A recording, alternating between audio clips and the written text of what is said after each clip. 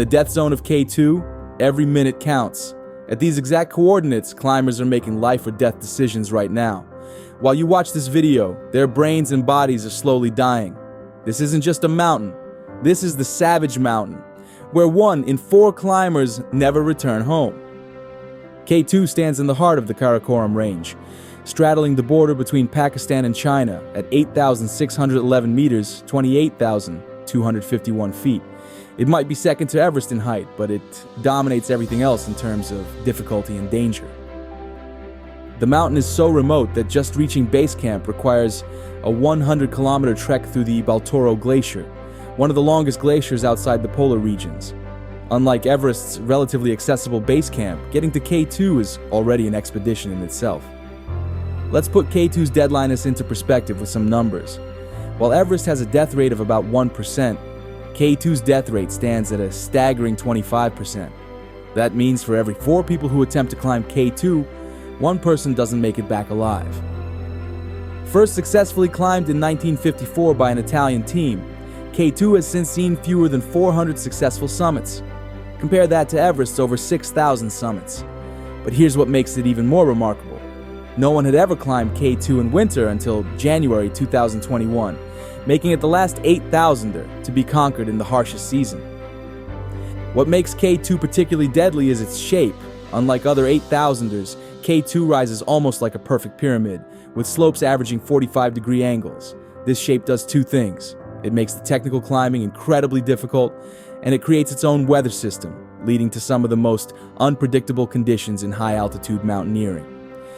The mountain regularly experiences temperatures of minus 60 degrees Celsius, minus 76 degrees Fahrenheit, and winds can exceed 200 kilometers per hour, 124 miles per hour.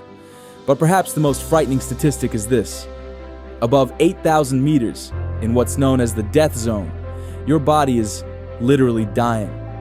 Every hour spent here permanently damages your organs. To understand why K2 is called the Savage Mountain, we need to break down the 5 major challenges that make it deadlier than any other peak on Earth. First, there's the relentless technical difficulty. Unlike Everest, K2 has no easy route up. Every single path demands advanced climbing skills. You're not just walking up steep snow. You're ice climbing at extreme altitudes, navigating through massive seracs, and dealing with rock faces that would be challenging even at sea level. There's a reason why elite climbers say you climb Everest to tell your friends, but K2 to prove something to yourself. Second is the infamous bottleneck. Picture this. You're at 8,200 meters, your brain barely functioning from lack of oxygen. Now you must climb a near-vertical ice wall with a massive serac, a building-sized block of ice, hanging directly above you. This serac has collapsed multiple times, most notably in 2008 when it killed 11 climbers in a single day. But here's the cruel part. There's no way around it. You either risk the bottleneck or you don't summit at all. Third, we have K2's notorious weather. The mountain's perfect pyramid shape acts like a lightning rod for bad weather. Storms can appear within minutes, not hours. Winds regularly exceed 200 kilometers per hour, strong enough to lift a person off their feet.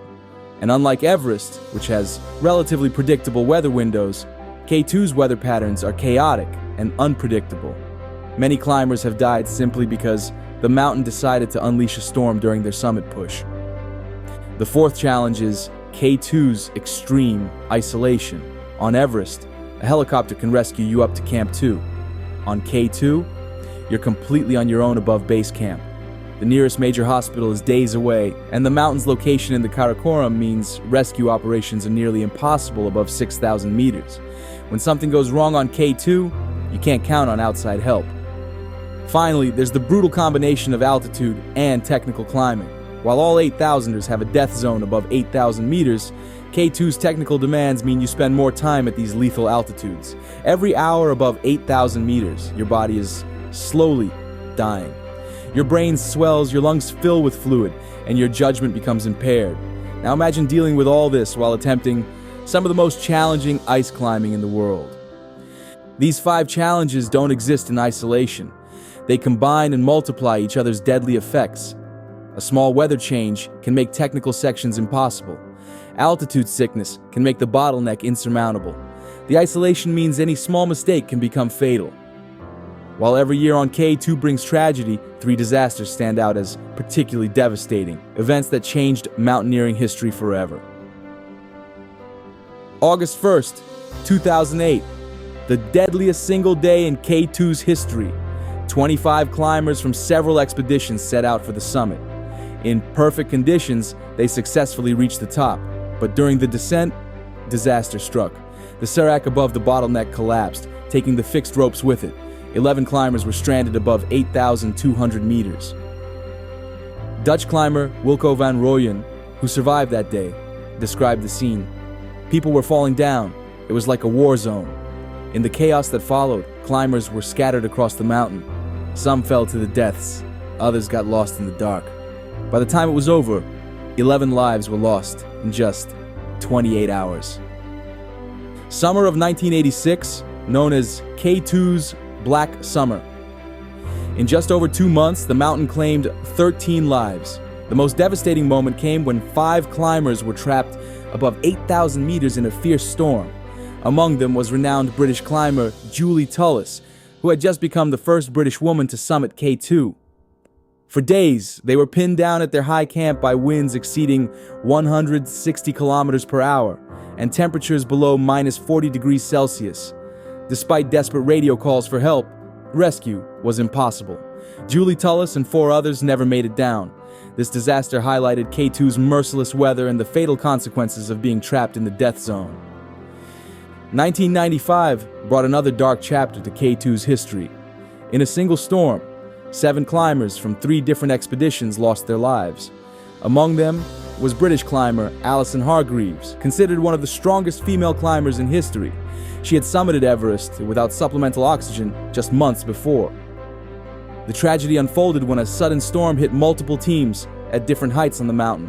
Wind speeds reached an estimated 170 kilometers per hour.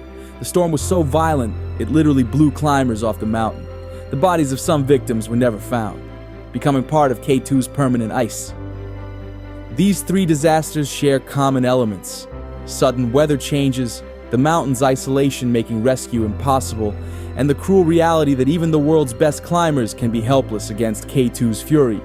But perhaps most chilling is this: the conditions that caused these tragedies still exist today. K2 hasn't become any safer. And yet, despite these devastating losses, climbers continue to be drawn to K2. But why? The answer lies in understanding how modern climbing has evolved on this deadly peak. Despite advances in technology, weather forecasting, and climbing gear, K2's death rate isn't decreasing, it's actually going up. Let's explore why this savage mountain is becoming even deadlier. The first major factor is the commercialization. Just like Everest, K2 has seen an explosion in commercial expeditions. In 2022, a record 145 people summited in a single day. But here's the problem: K2 isn't Everest. It can't handle traffic jams. When dozens of climbers queue at the bottleneck, they're all exposed to the hanging serac for hours longer than necessary. Each extra minute in this killing zone increases the risk. It's simple math. More climbers equal more deaths. Climate change is literally reshaping K2. Rising temperatures are destabilizing the mountain's ice structures. That massive serac above the bottleneck, it's becoming more unstable each year. Glaciers are retreating, creating new crevasse fields. Routes that were mapped just 5 years ago might not exist today. The warming climate has also made weather patterns more erratic. While some might think warmer temperatures make climbing easier, they actually create more avalanche risks and less predictable conditions. Perhaps the most concerning trend is the increase in inexperienced climbers attempting K2. Social media fame and the 7 summits bucket list have led people to underestimate K2's difficulty. Some clients who book commercial expeditions have never used an ice axe before, arriving at base camp. In the past 5 years, rescue attempts have tripled. But remember, above 8,000 meters, rescue is almost impossible. When inexperienced climbers get into trouble, they often can't self-rescue, putting both themselves and their rescuers at risk. A new and dangerous trend is the race for speed records. Climbers are attempting to summit K2 faster than ever before, sometimes without supplemental oxygen. While these achievements are remarkable when successful, they're fatal when they fail. The margin for error is zero. Modern technology has created a false sense of security. Yes, we have better GPS, superior oxygen systems, and lightweight gear. But K2 doesn't care about your $4,000 downsuit or satellite phone. When a storm hits at 8,000 meters, you're just as vulnerable as climbers were 50 years ago. The combination of these factors has created a perfect storm. More climbers, less stable conditions, and increasing pressure to summit are pushing K2's death rate to new heights. But perhaps the most chilling statistic is this. In the last 5 years, the death rate for first-time K2 climbers has reached nearly 32%, meaning almost 1 in 3 novice climbers don't return. As we look at K2 today, the mountain is experiencing unprecedented changes, both in how it's climbed and what the future holds. Modern K2 expeditions look vastly different from those of even a decade ago. Today's climbers carry satellite phones, use real-time weather forecasts, and wear suits with built-in GPS trackers. Base camp resembles a small city, complete with Wi-Fi and gourmet meals. These comforts mask a dangerous reality. In 2023, we saw the first ever live stream from K2's summit. Drones now film climbers at heights previously impossible to document. But here's the paradox. While we can now watch climbers die in real time on Instagram, we still can't rescue them when things go wrong. Looking ahead, experts predict several major changes for K2. First, the climbing season will become more unpredictable. Climate change is disrupting traditional weather windows, forcing climbers to attempt summits in historically dangerous months. Second, the mountain's iconic features are changing. The bottleneck Serac, which has claimed so many lives, is showing signs of increasing instability. Scientists predict it could completely collapse within the next decade, fundamentally changing how the mountain is climbed. While new technology like heated oxygen masks and AI weather prediction might make climbing marginally safer, they won't change K2's fundamental dangers. If anything, they might create more risks by encouraging more attempts in worse conditions. As we look to the future, one thing becomes clear. K2 will remain the savage mountain. No amount of technology or preparation can tame it. Perhaps that's exactly why it continues to draw the world's most ambitious climbers. It's one of the last places on Earth where nature still holds absolute power. With all we've learned about K2's dangers, one question remains. Why do people still climb it? Why risk everything for a mountain that kills 1 in 4 who try? For elite climbers, K2 represents the ultimate test in mountaineering. As legendary climber Reinhold Messner once said, Everest is a walk in the park compared to K2. It's not just about reaching 8,611 meters, it's about joining an exclusive club of survivors who face the world's most technical high-altitude challenge and live to tell about it. In our highly connected world, K2 remains one of the last places where you can't fake success. There are no shortcuts, no tourist routes, no easy ways up. Every step must be earned. For many, this raw, unforgiving challenge represents the last true adventure left on Earth. Many climbers return to K2 after failing, driven by personal demons or unfinished business. Some come to honor fallen friends. Others, like the legendary Muhammad Ali Sadpara, climb to put their nations on the mountaineering map. Each has a deeply personal reason for risking everything. Scientists who study high-altitude climbers have found something fascinating. Many elite mountaineers don't see death on K2 as a deterrent, but as proof of the mountain's significance. The high stakes don't discourage them, they make the achievement more meaningful.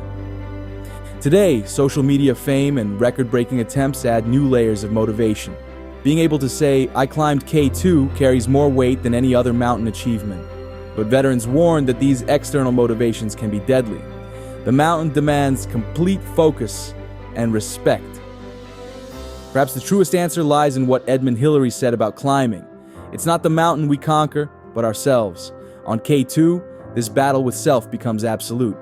Every climber who attempts it knows they might not return, but they go anyway. Because sometimes the only way to truly live is to risk everything for something greater than yourself. As the sun sets behind K2's imposing pyramid, casting long shadows across the Karakoram range, we're reminded of why they call it the Savage Mountain. Its statistics are sobering. 1 in 4 never return, dozens of bodies remain frozen in its ice, and yet, year after year, climbers from around the world continue to answer its call.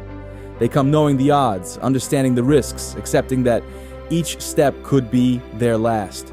Because K2 isn't just a mountain, it's the ultimate testament to human determination.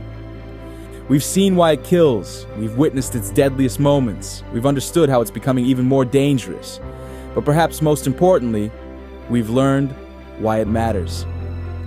K2 stands as one of the last places on Earth where nature reigns supreme, where no amount of technology, preparation, or skill can guarantee survival. It's a reminder that in our modern world of convenience and safety, there are still places that demand absolute respect.